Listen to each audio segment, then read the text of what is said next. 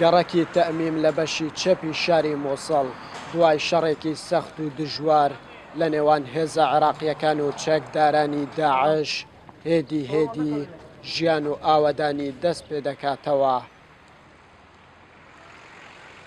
ئەحمەد ئەندازیارە لە بەڕێوەبەرایەتی کارەبای مۆسڵ سەرگەرمی چاکردنەوە و گەیاندنی هێڵی گواستنەوەی کارەبایە بۆ ئەو گەڕەک و ماڵانەی کە بەهۆی شەڕەوە تۆڕی کارەباکانیان تێکچوو بوو.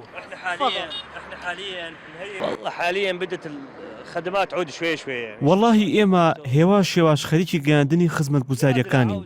ئەوە تا دەبینن خەریکە کار دەکەین. شارەکە لە ئاکامی شەڕدا وێران بووە. تۆڕی کارەبا زیانێکی زۆری پێگەیوە. وردە وردە تۆڕە خراپبۆکە بە یەک دەگەێنینەوە. لازم تنعاد شوي. ئەم بینایە پێشتر مەڵبەندی یەکێتی نیشتیمانی کوردستان بووە و لە ماوەی ڕابردوودا ببوو بە مۆڵگەی چێکدارانی داعش.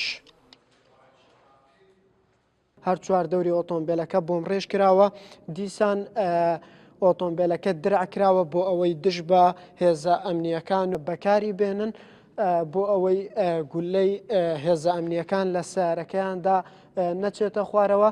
لەسەرەوەش دیارە شوێنی دۆشکە و چەکی دوورهاوێژیان داناوە. ئەمە وەک دەوترێت کە داهێنانی خۆیانە کرد.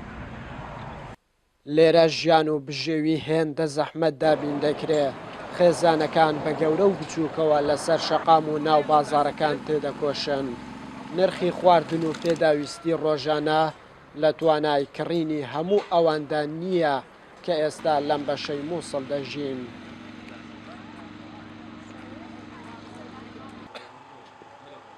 ئەم پیاوە کوردی شەبەکە و دانیشتووی ناوچەی گۆکجەلیلە لە دەروازەی شاری مۆسڵ.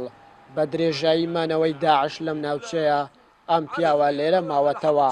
هەر کە دەیەوێ باسی ئەو 3 ساڵی حکومڕانی داعش بکات لیستێک خەم و مەینەتی ڕیز دەکات. هەموو سیفاتێکی پێیان خراپی پێیان هەبوو، یعنی چاکییان نەبوو بۆ کەس. وەختی حکومەت هات و دنیا هات وەڵڵی ئێمە ئێستا بە ئەمانن خۆشە وەزعەکەمان زۆرتەوە و بەس ئاو ماومان نییە و کەهرەبمان نییە و لە منەوە 2 ساڵ و نیو لەگەڵیان بووم، حتا گیرامش هەر لەگەڵ هەر لێرە ماوم. ئێستا شەڕی کۆنتڕۆلکردنەوەی مووسڵ بەرەو کۆتایی دەچێ، بەڵام بەبینینی دیمەنی وێرانکاریەکانی دوای جەنگ تێدەگەی چەند ساڵێکی زۆری دەوێ بۆ ئەوەی مووسڵ ببێتەوە بەو مووسڵەی هێشتا داعشی تێنەهاتبوو. تایف گۆران NRT مووسڵ.